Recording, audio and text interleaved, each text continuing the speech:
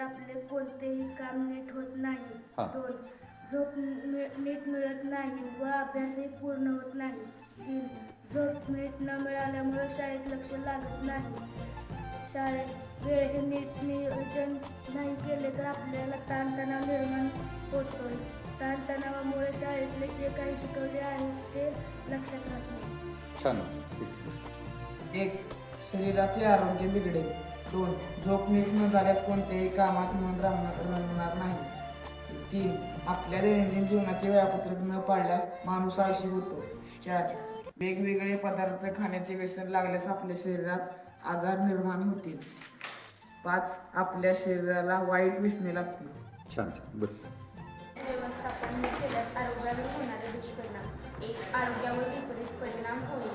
2. वेळेचे व्यवस्थापन केले नाही तर कामात लक्ष लागणार नाही. 3. मानसिक ताणतणाव येईल.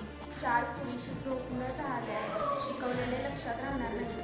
5. वेळेचा पुरेसा वापर होणार नाही व माणूस आळशी होईल. छान. बस.